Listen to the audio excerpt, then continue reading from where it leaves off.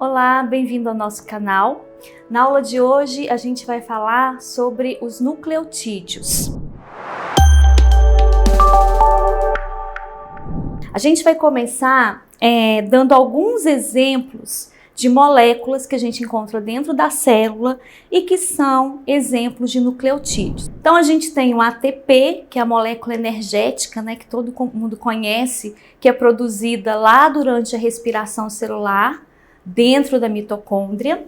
A gente tem o DNA e o RNA, que são os ácidos nucleicos, mas também a gente tem como exemplos o NAD, o NADP, a adenosina monofosfato e o FAT. Então, todos esses aqui são exemplos de nucleotídeos. Na nossa aula de hoje, a gente vai abordar a estrutura, molecular desses 3 nucleotídeos que são os principais dentro da citologia. Então, a gente vai falar da molécula do ATP, que é a adenosina trifosfato. A gente vai falar do DNA, que é o ácido desoxirribonucleico, e a gente vai falar do RNA, que é o ácido ribonucleico. Bom, primeiro a gente tem que entender qual que é a estrutura de um nucleotídeo. O que uma molécula tem que apresentar para que ela seja considerada um nucleotídeo. Então, o nucleotídeo ele tem 3 partes. Ele tem uma pentose, que é um açúcar, um glicídio, que está ligado a uma base nitrogenada e que está ligado a um grupo fosfato. Então, essa seria, a estrutura geral de um nucleotídeo. Então, todos aqueles exemplos que nós falamos aqui anteriormente, eles vão apresentar esses 3 componentes. Bom, vamos falar primeiro do DNA.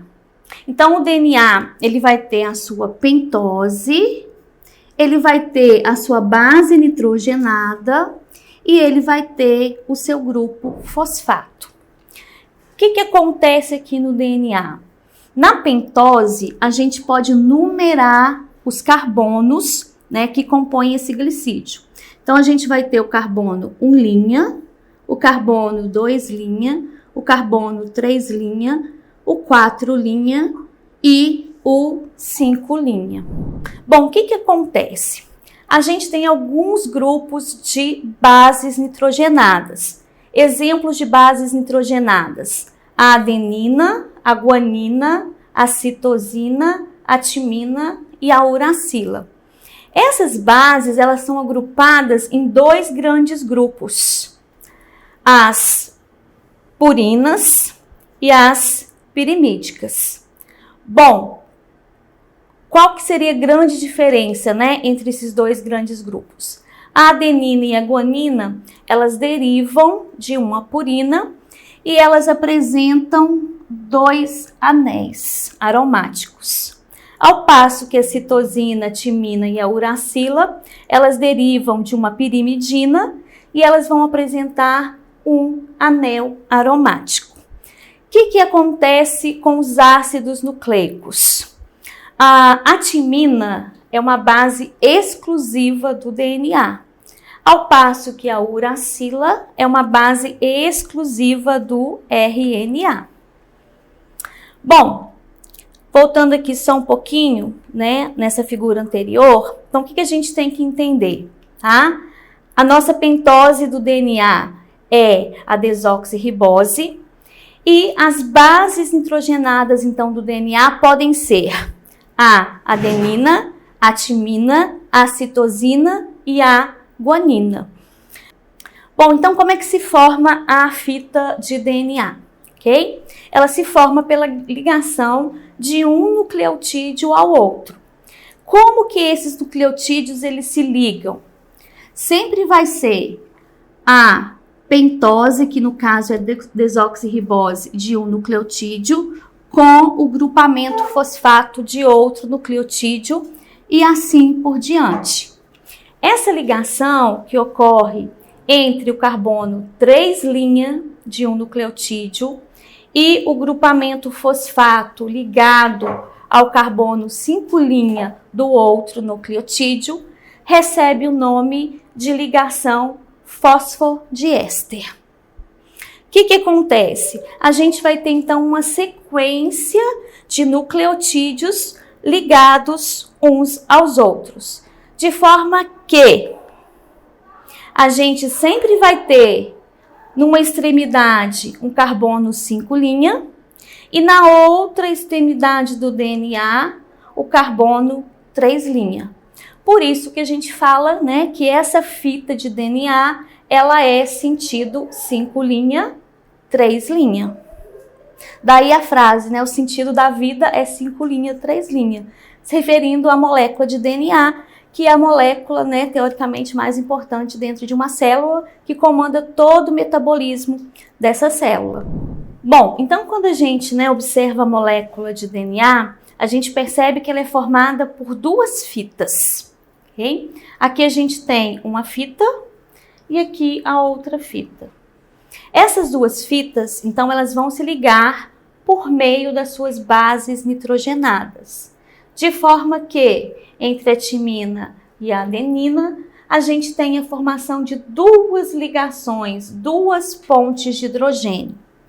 Entre a citosina e a guanina, a gente observa a formação de 3 pontes de hidrogênio. De forma que uma das fitas, a gente observa que ela ocorre no sentido 5', o carbono livre, 3', o carbono livre na outra extremidade. Para que a gente consiga ter as ligações entre as bases nitrogenadas, a outra fita ela tem que estar em sentido contrário. Ou seja, enquanto essa é 5', 3', essa é 3', 5'. Ou seja, o sentido 5', 3' dela fica invertido em relação à outra fita. Por isso que a gente fala que a molécula de DNA, as duas fitas elas são antiparalelas, ok? Por causa, né, dessa inversão do sentido 5', 3'. Além disso, a gente fala que a fita de DNA ela é complementar. Complementar em que sentido? No sentido das bases nitrogenadas, com a timina sempre se ligando com a adenina por 2 pontes de hidrogênio e a citosina se ligando com a guanina por meio de 3 pontes de hidrogênio. Bom, todo mundo sabe então que a molécula de DNA ela tem a forma retorcida. Então o que a gente precisa imaginar? Imaginem essas duas fitas, tá? E a gente vai fazer uma torcida, né, nessas duas fitas, de forma que o DNA ele assume o formato que a gente chama de dupla hélice, como proposto, né, no modelo de Watson e Crick para a molécula. Bom, então quais são as diferenças entre o DNA e o RNA? A molécula de DNA, como nós vimos, ela é formada por duas fitas retorcidas. A molécula de RNA, ela é formada por apenas uma fita de nucleotídeos, né, que vão se ligar também no sentido 5', 3'. Então, além da diferença do número de fitas, a gente tem diferença em relação às bases que a gente encontra no RNA, ok? No RNA, a gente vai ter citosina, guanina, a gente vai ter adenina, mas não tem a timina. No lugar da timina, a gente vai encontrar uma outra base nitrogenada, que é a uracila. Então, a uracila ela é exclusiva do RNA, enquanto a timina ela é exclusiva do DNA. Bom, a gente também tem uma diferença no tipo de pentose, no tipo de açúcar que compõe o DNA e o RNA. Nós vimos, né, que no DNA a gente tem a desoxirribose, que aqui no carbono 2' a gente vai ter o quê? Um hidrogênio ligado a ele. Já no RNA, no carbono 2' a gente vai ter uma hidroxila. Isso então mostra a diferença estrutural entre a desoxirribose e a ribose. Daí vem o nome RNA. R de ribose, N de nucleotídeo e A de ácido. Então essas seriam, né, as diferenças básicas do DNA em relação ao RNA. Fita simples, presença exclusiva da base uracila e a presença da ribose como pentose na molécula. Bom, como eu falei para vocês, a ligação entre os nucleotídeos no RNA acontece da mesma forma que no DNA. O grupamento, né, a ribose, né, de um nucleotídeo com o grupamento fosfato do outro nucleotídeo. E a molécula de ATP? Por que a molécula de ATP também é considerada um nucleotídeo? Porque ela tem os 3 componentes de um nucleotídeo. Então, ela vai ter o açúcar, a pentose, ela vai ter um grupamento fosfato e ela vai ter uma base nitrogenada. O que acontece com a ATP? A base nitrogenada do ATP será sempre a adenina, enquanto que a pentose vai ser sempre a ribose. Olha a hidroxila aqui no carbono 2'. E o grupamento fosfato, ao contrário do que a gente viu no DNA e no RNA, a gente vai ter 3 grupamentos ligados, ao passo que no DNA e no RNA a gente tem apenas um grupamento. Por que, então, que essa molécula ela se chama ATP? A de adenosina, tri de 3, fosfato por causa dos agrupamentos fosfatos. Se nós pegarmos o grupamento fosfato, o açúcar e a base nitrogenada, a gente tem o nucleotídeo. Mas se a gente considerar apenas a ribose e a base nitrogenada, adenina, a gente tem uma estrutura que a gente chama de nucleosídeo. No caso, como a gente tem uma adenina como base nitrogenada, o nucleosídeo do ATP se chama adenosina. Por isso que é adenosina trifosfato. Adenosina 3 fosfatos. Agora ninguém mais esquece o que é o ATP, ok? Bom, a gente sabe que o ATP é uma molécula altamente energética que é produzido pela célula lá dentro da mitocôndria. O ATP, então, ele vai ser utilizado de que forma? Como uma molécula de armazenagem de energia. Onde que essa energia ela vai estar armazenada? Entre as ligações dos grupos fosfatos, ok? Bom, esse símbolo aqui, ó, né, mostra as ligações altamente energéticas que a gente tem no ATP. E aqui só para mostrar que quando a gente considera o açúcar com a base no ATP, a gente tem o nucleosídeo, que nesse caso é chamado de adenosina. Bom, o que acontece? A molécula de ATP, ela pode ser hidrolisada, ela pode ser quebrada.